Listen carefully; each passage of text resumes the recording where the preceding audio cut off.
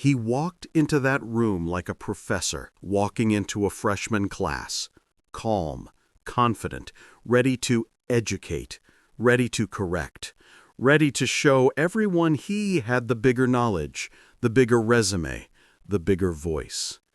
And for a moment, it looked like he had the upper hand. He talked and talked and talked.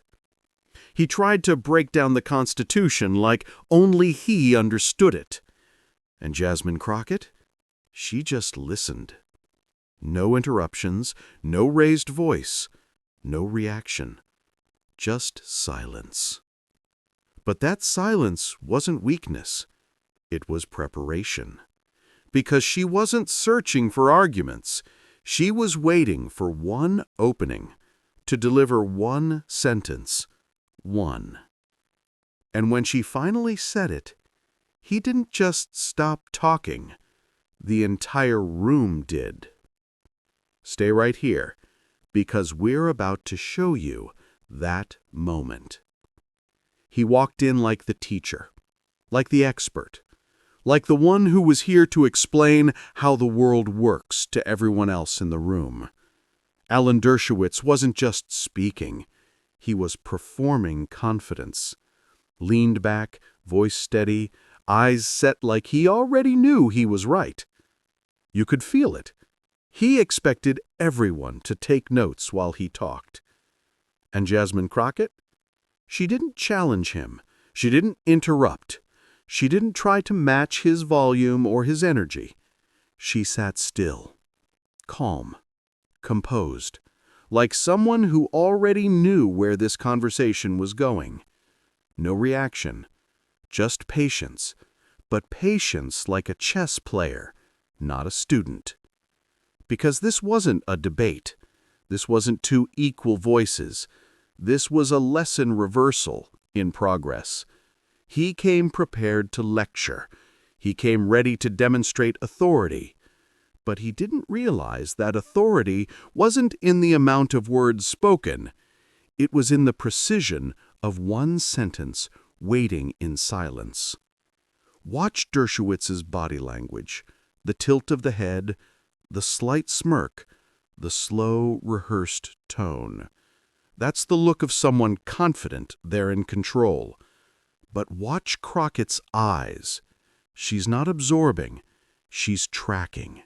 She's holding the moment in place, waiting for the exact second to strike. No wasted movement, no emotional reaction, just calculation. The room at this point thinks they know how this ends. The expert makes the point, the younger voice nods, the conversation moves on. Simple, predictable, routine. Except this time, it wasn't. Because while he was building his argument brick by brick, she was getting ready to remove the foundation with a single touch. One line, one question, one sentence that didn't just respond, it collapsed everything he had just said. And when that sentence lands, the room doesn't erupt. Nobody shouts, there's no dramatic clapback. There is only silence. The kind of silence where you feel the shift before you even understand it. Nobody in that room understood what was about to happen. But you're about to. All right, here's where the shift really begins. Because if you watch the start of this exchange closely, you'll notice something familiar. Something that happens every time an older, established expert walks into the room with someone he assumes is the junior voice. The dynamic isn't spoken, it's implied, it's casual, it's cultural. It's the expectation that he is the authority, that she should listen, that the room should lean in his direction before he even finishes his first sentence. You can see it in the way he sits back and explains, not discusses. Explains, like he's reading from a textbook only he has access to, like the rest of the room is just catching up. He starts laying out his case with that slow, deliberate tone, the tone that says, "Let me teach you something. The professor routine. The performance of wisdom. The kind of voice people use when they believe they've already won, and now they're just being generous about sharing the answer. And the way he talks to her, specifically to her, tells the story. It's not aggressive. That's the thing. It's subtle. It's patronizing in a way that sounds polite. Words like, "what you may not understand," or "let me clarify this for you," land soft, but they're still heavy. It's the tone that places her below him without ever needing to say it directly. He gestures with his hands like he's conducting a lecture hall. He gives historic context she never asked for. He stretches simple points into mini speeches. That's not debate. That's positioning. He's building a stage where he stands higher and she stands lower. But here's where people underestimate Jasmine Crockett. She knows exactly what is happening.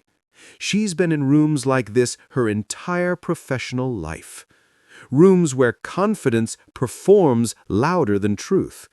Rooms where tone is treated like evidence. Rooms where intellect is assumed, not earned. So she doesn't fight the tone. She doesn't flinch. She doesn't rush to answer. She doesn't compete for space. She lets him speak.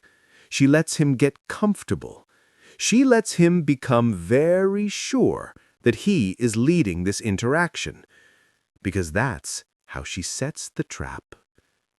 The patience here is tactical. She's not waiting because she doesn't know what to say. She's waiting because timing matters more than volume. She listens, not because she's learning, but because she's mapping every weak point in his argument, every place where his confidence is standing on assumptions instead of facts, every piece of the structure that looks solid until it's touched. And while he keeps talking, he doesn't realize he's giving her exactly what she needs. He's over-explaining, over-framing, adding more words than necessary. And the more someone speaks, the more exposed their logic becomes. He thinks talking longer establishes dominance. In reality, talking longer exposes openings. Now pay attention to body language during this part. Her posture does not change. Her breathing stays even. Her face stays neutral. She doesn't show irritation. She doesn't show reaction. The silence isn't compliance. The silence is space. She is giving him the rope, and he doesn't even see it. And the room starts to settle into this rhythm. The expectation becomes he teaches, she listens. Viewers watching live begin to assume he's in control. It looks like he's leading. It looks like she's absorbing. But the people who understand Crockett already know what is happening. She never responds until she knows exactly where to strike. He keeps circling his argument, over and over, repeating the same constitutional framing in slightly different language. And that repetition is the tell.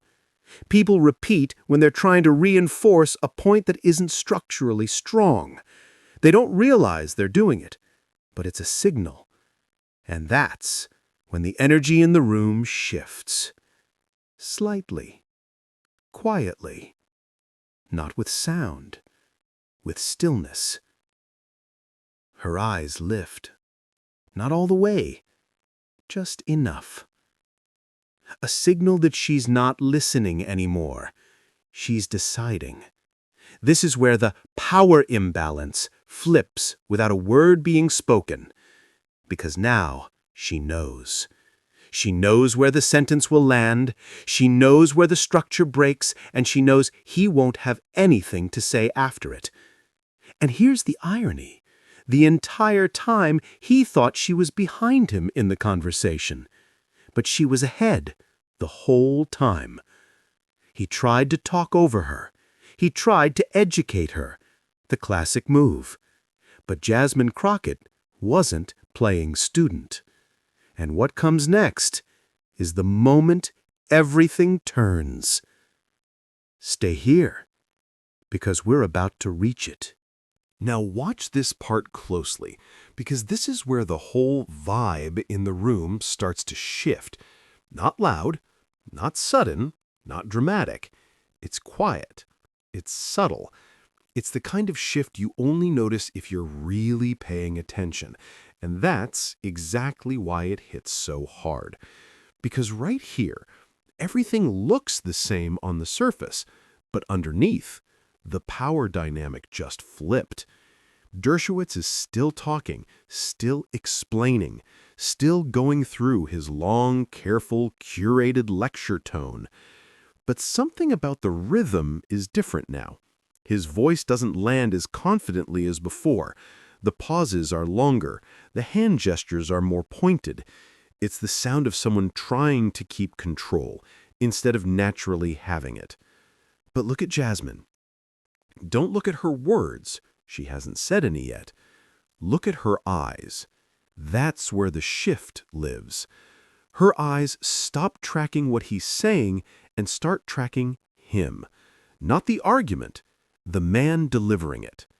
That's the moment she transitions from listening to assessing, and the room doesn't know it yet, but that's the real turning point. Watch her timing. She doesn't lean forward. She doesn't reposition. She doesn't signal she's about to speak. She just waits. Completely still, completely composed. Because when you already know the ending, you don't need to rush the middle. The camera angle shifts, and this is where you see it most clearly. Dershowitz is still motion-heavy, hands moving, posture leaning in and out as he tries to emphasize specific points. But Crockett, she is a statue. And in debates, stillness is not passive. Stillness is dominance. Stillness says, I don't need to prove anything. I only need to choose my moment. And the silence that follows right after he finishes, that silence is not empty. It is charged. The kind of silence that makes everyone in the room suddenly aware that something is about to happen, even if they don't yet know what. This is what we call the hinge moment, the pivot point, the second before the arrow is released. The air changes. You can almost feel it on your skin. The room stops being a discussion and becomes a countdown. Look at her breathing. Still steady. Look at her face. Still neutral. Look at her posture. Still grounded. But look at her eyes again, because now she looks up. Not fast, not dramatic, just enough. That's the signal. She knows the argument has finished forming. She knows the foundation is in front of her. She knows the exact stone to pull out to make the whole thing collapse. And she knows that once she speaks, the conversation will never be the same again. This is the part that makes people pause their screen the first time they watch it. Because Crockett doesn't speak with urgency. She doesn't speak with emotion. She speaks with precision. And precision is terrifying to someone who talks to maintain control.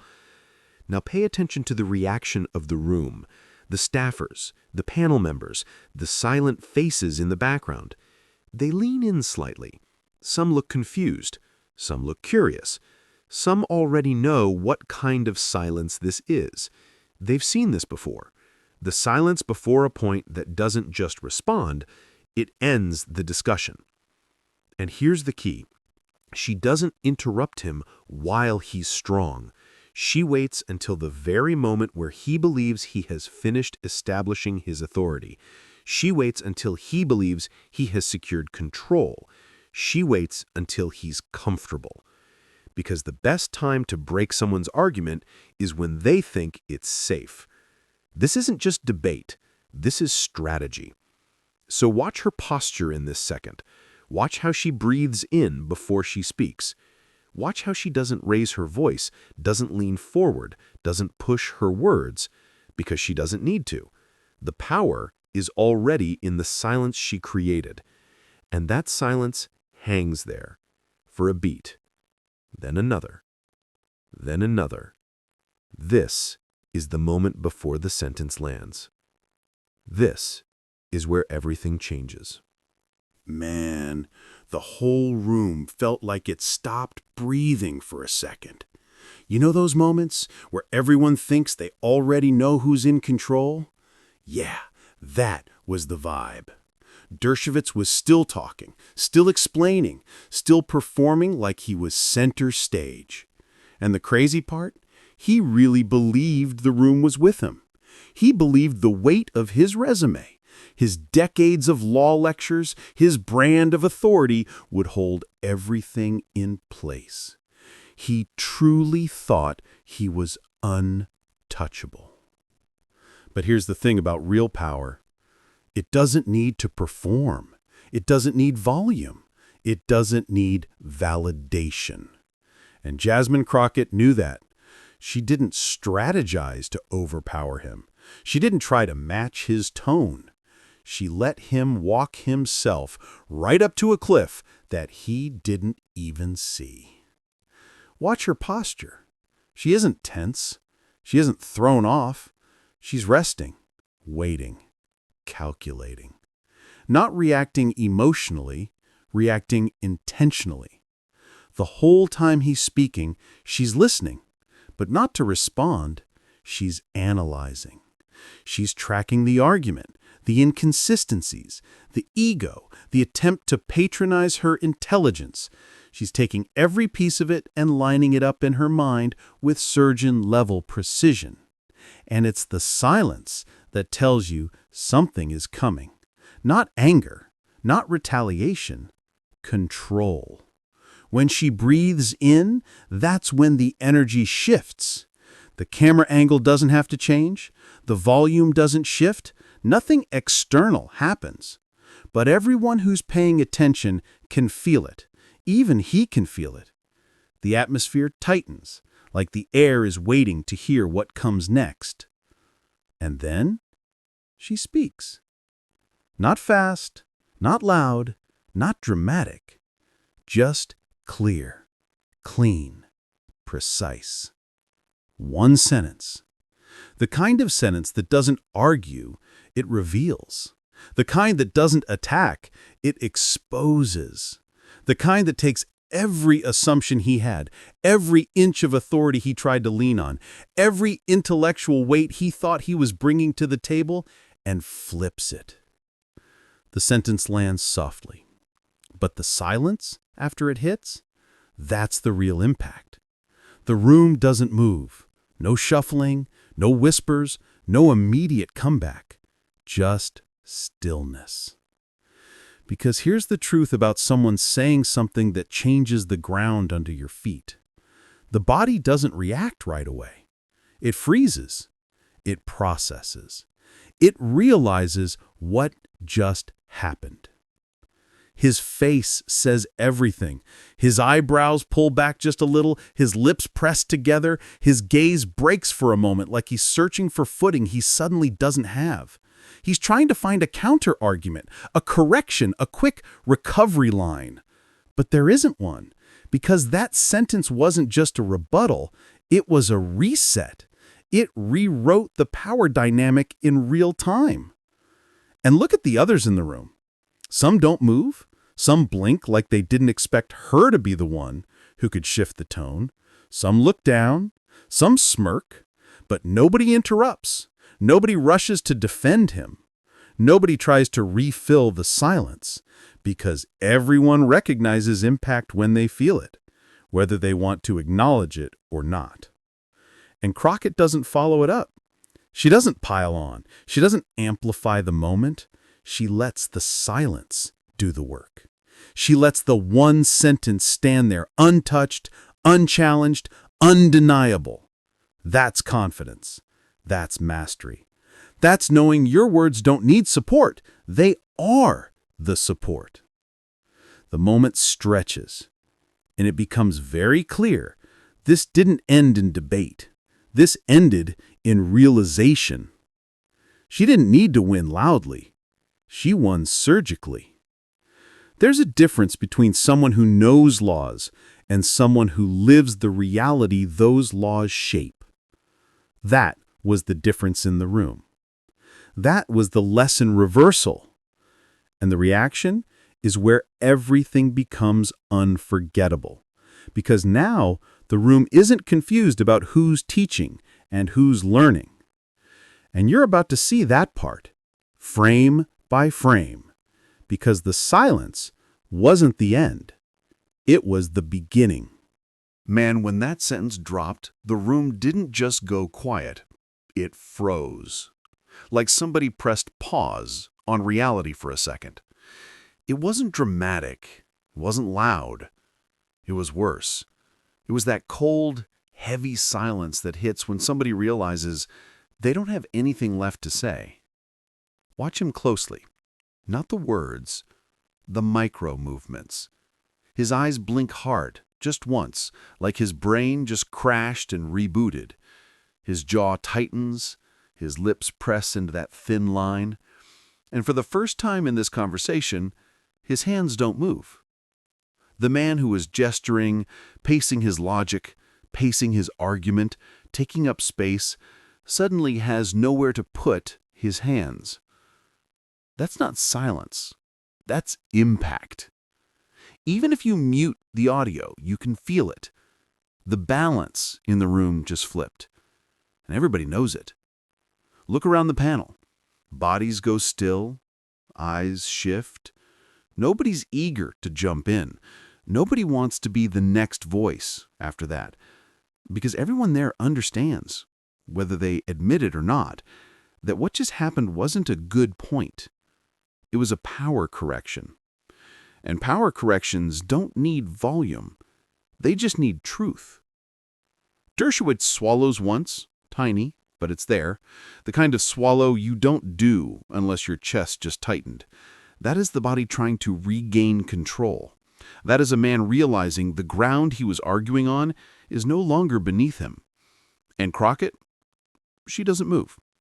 She doesn't smile. She doesn't chase the moment. She just lets it sit. That's the part that gets people. She doesn't rush in to explain what she meant. She doesn't elaborate. She doesn't try to make it louder.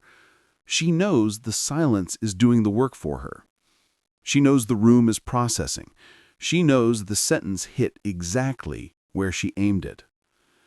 You don't need to raise your voice when the truth already landed. And now watch the panel. Everyone has that look. The look people get when something shifts and they're not sure if they should react. Some keep their eyes down because if they look up, they have to acknowledge what everyone just saw. Some look at Dershowitz like they're waiting for him to find a comeback. But no comeback comes. Because any response would look like scrambling now. And the one thing someone like him cannot afford is to look like he's scrambling. So he does nothing.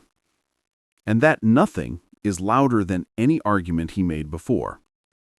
Silence is the loudest sound when ego meets reality. This is the part most people don't understand about debates. It's not the words that matter. It's the moment where someone realizes the performance is over. The audience is no longer impressed. The power they thought they had has just evaporated. And he knows it. You can see it in the way his shoulders lower just a fraction. The fight leaves his eyes, not completely, but enough that the shift is visible. Enough that the confidence he walked in with doesn't match the energy he has now. And here's the difference.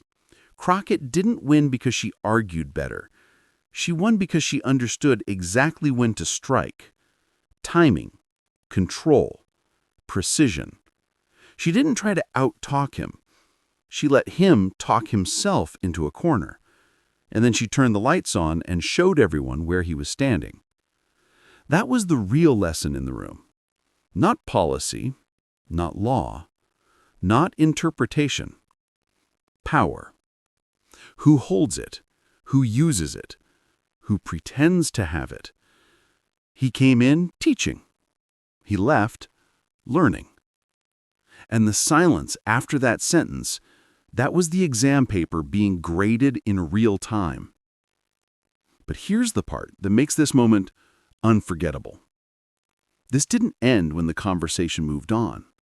This didn't fade when the topic changed. The shift stayed. The energy stayed.